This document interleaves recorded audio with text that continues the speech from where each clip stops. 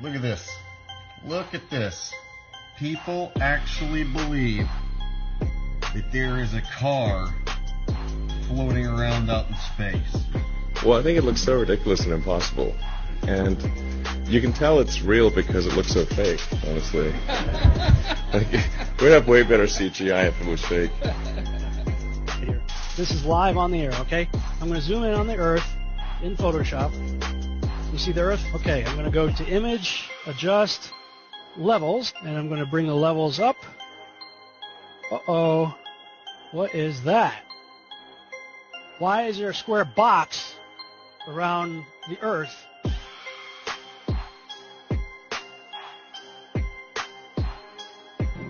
It is Photoshop, but it's has to be. It is Photoshop, but it's has to be. It is the world that has been pulled over your eyes to blind you from the truth.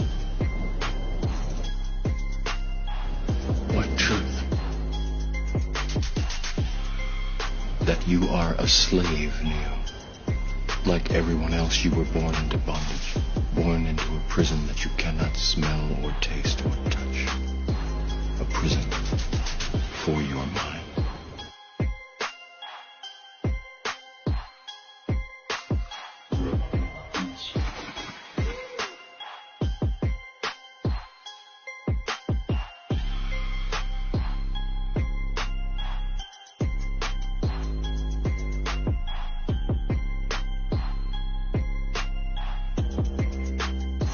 Let's use this model of the Earth. And let's enlist the help of a friend. Patsy. You might know her. Next segment, I'm going to show you how NASA grabs objects in 3D space, rotates them around, manipulates them. They can do this with water, with cloth, anything. And the cool thing about it is we can take what they're doing, what they're seeing with their contact virtual reality augmented lenses and put that on a separate video layer live.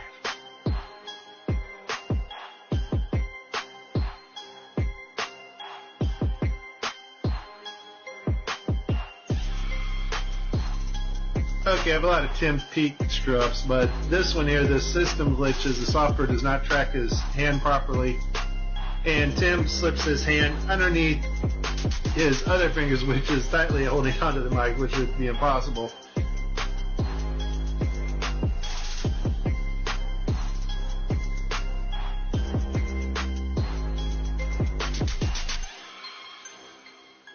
You can tell it's real because it looks so fake, honestly. We'd have way better CGI if it was fake.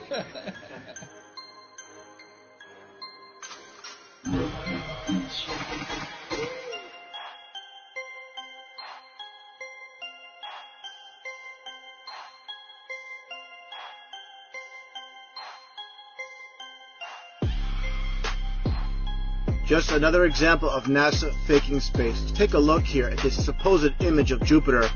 Nothing more than CGI fakery. The supposed auroras. Again, at NASA's official website where it states Hubble captures vivid auroras in Jupiter's atmosphere. Here's the problem. The date of June 30th, 2016. Now take a look at this. Another so-called official image of Jupiter. This one's from back in 2014. You see the problem here?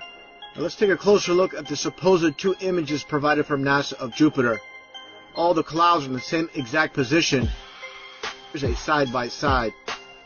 People can't see what's taking place here with NASA. Nothing more than fakery. I mean, give me a break. This is a complete insult if you have a brain in your head.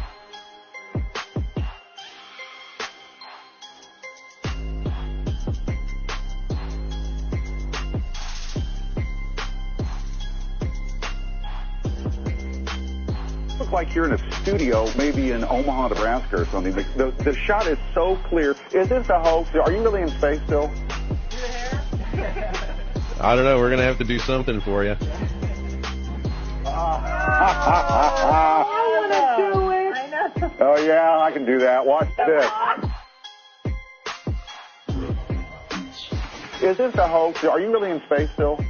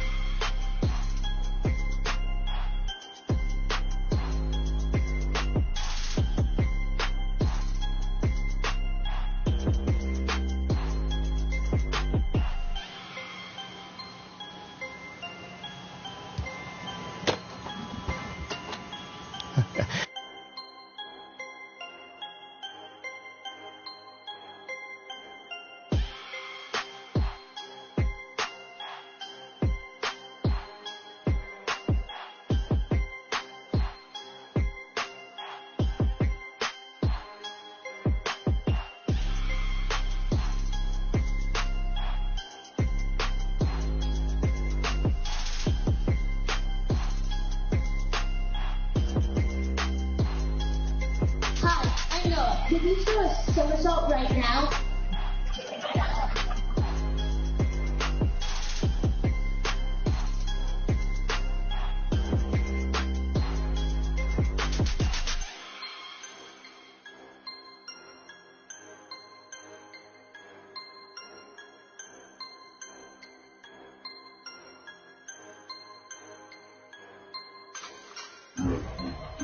Is this a hoax? Are you really in space still? See the hair? See the hair? And they just start making stuff up. Yeah. Like that Neil Armstrong guy. Have you seen him on the talk shows? Neil Armstrong, you mean the first man to walk on the moon? Talk about a fish story. Yeah. Man, and they're buying it. Oh, yeah.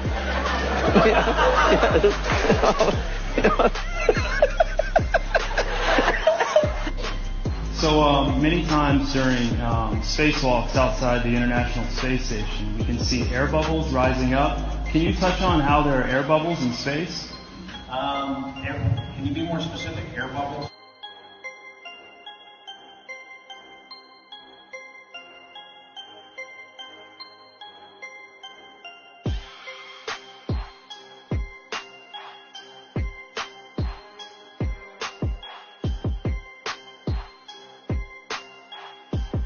So yeah, like a lot of times during the footage, the NASA footage, you can see bubbles coming up out of the helmets or kind of from underneath you. How do you explain bubbles in space? Yeah, I'm not sure exactly what you're talking about. Now sometimes you get water in the helmet, and it comes either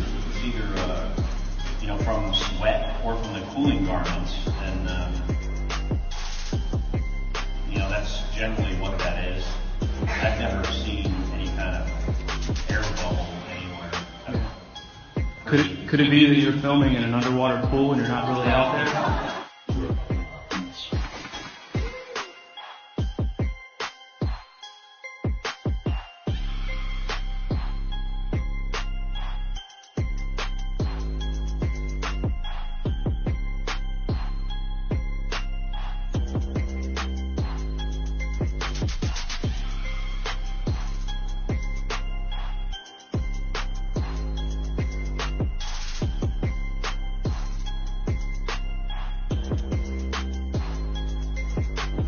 Let me tell you why you're here.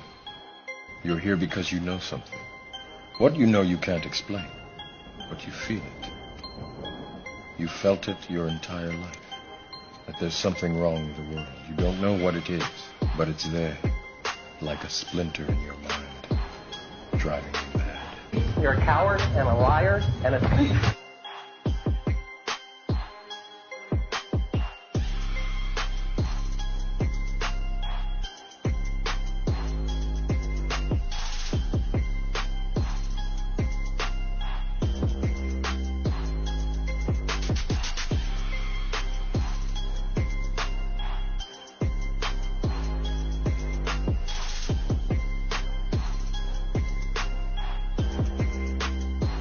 In 1986, the shuttle Challenger exploded about 74 seconds after takeoff, killing all 7 astronauts inside. Or did it? It turns out that 6 of the 7 are still alive and kicking today. Ellison Onizuka claims to be his identical twin brother, Claude. Yeah, I've got an identical twin brother, Claude, too. The Challenger pilot, Mickey Smith, hasn't even bothered changing his name. He's now Professor Michael J. Smith of University of Wisconsin. Now, Krista McAuliffe was a bit of a sneaky one. She was the Challenger payload specialist, quite famous for being a teacher. It turns out during her astronaut days she was using her middle name, Krista, and now she goes by her first name, Sharon. The Challenger commander, Francis Richard Scobie, is now Dick Scobie, which sounds like a rather unpleasant disease. Judith Resnick, the Challenger mission specialist, again hasn't even bothered changing her name. She's a professor at Yale Law. And finally, Ronald McNair, another Challenger mission specialist, claims to be his identical twin brother, Carl McNair. What are the odds? So there I was, just minding my own business, looking at Google Earth, and this big, snow-covered monstrosity is staring me in the face like, why is that covered in snow? So I keep digging a little bit deeper, and I finally get underneath this cloud cover here, and a few images pop up. And I say, oh, images, what are they? Oh, this is what you got, which I'm sure that looks familiar to you, right? Looks just like the pictures they give us of Mars. So I'm just kind of creeping around here and definitely noticing the same kind of undulation changes and same kind of rock, same kind of dirt. The only thing that's missing is that nice little red tint that they pay somebody $150,000 a year to put on there. So I'll keep kind of going through here and see if it... What the...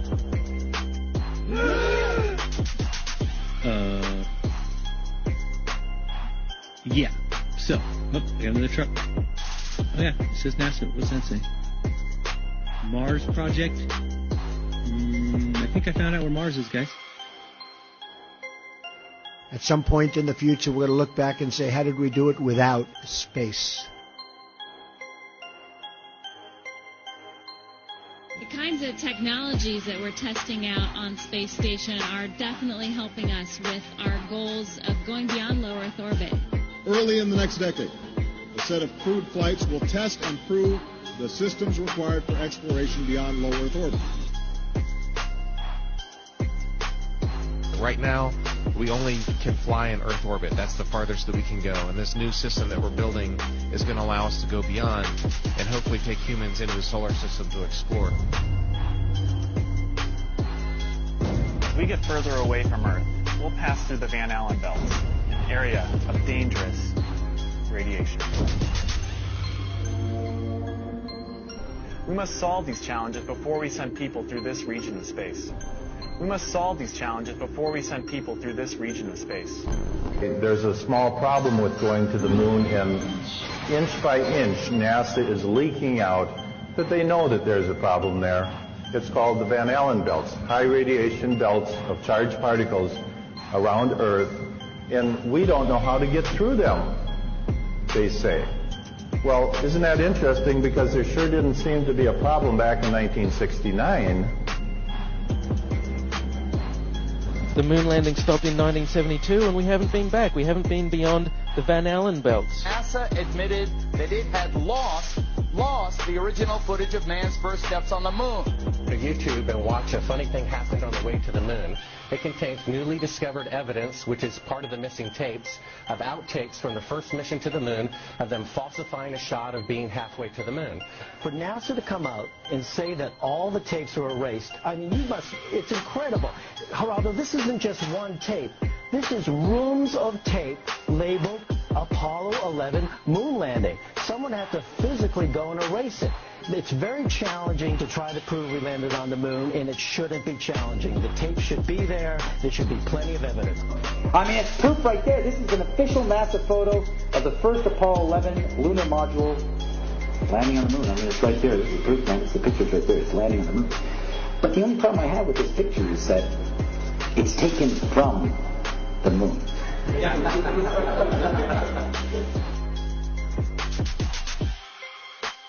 People who believe they saw the landing on the moon because they heard it on the radio.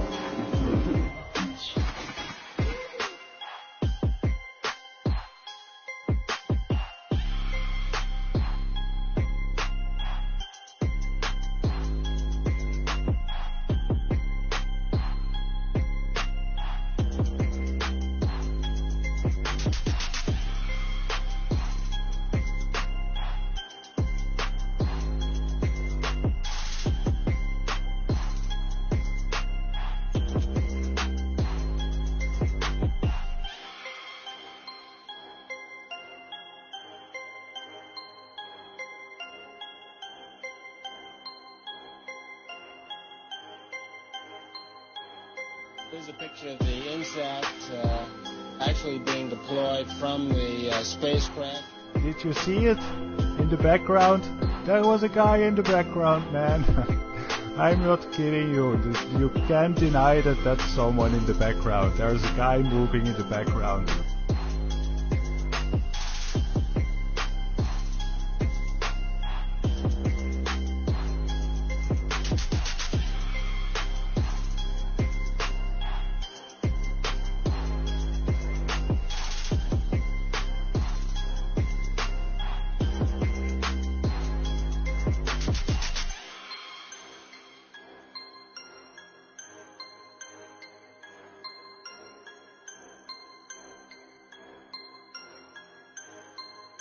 And I'll tell you, just if nothing else, here's why you can tell they're not fake. Just to create the paperwork, that amount of paperwork would make faking it prohibitively expensive. No one could afford to generate that much documentation. All of that happened in a little town called York, Maine, across the United States from where we're talking to you right now. Across the United States from where we're talking to you right now. My research of the last year has led me to the conclusion that not even low Earth orbit is possible, that the International Space Station is a hoax, and all manned space travel is fake. First though, let's have a look at the International Space Station. I want to talk about some of the anomalies I see there. For the inside of the International Space Station, there are a couple of zero-gravity tricks that they use to fake it. The first is they have a complete mock-up of the International Space Station built on the inside of an airplane. And that airplane does a bunch of rises and falls. It does an upside-down parabolic trajectory, and that simulates zero gravity. The other main way they simulate the zero gravity is with suspension in front of a blue screen. And they use that trick for extended periods of time, for longer than 45-second segments. But they can't move around as much. They can't do the acrobatic flips and rolls in the extended mode. So there's full motion mode where they can fully move around, and that's faked in the plane. And then there's suspended or extended mode where they're suspended by wires in front of a blue screen. They don't move around as much, but they can make the scene last for a longer period of time. The extended mode is much quieter than the full motion mode. In full motion mode, you can actually hear the sound of the jet engines, the engines of the airplane. In every single scene of full motion mode, in every segment of the International Space Station, you can hear this loud sound, the sound of jet engines. You could argue that it's the air conditioning system. Not even an office air conditioner is that loud. And why is there a loud sound in every segment of the International Space Station?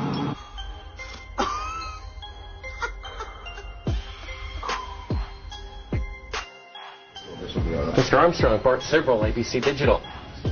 Wanted to give you the opportunity to swear on the Bible that you walked on the moon. Will you put your left hand on the Bible and swear to God that you walked on the moon? You have $5,000 cash. You can give it to charity if you swear on the Bible that you walked on the moon. I have the tape. That'd be fine. Why don't you swear to... Why not? Why won't you do it?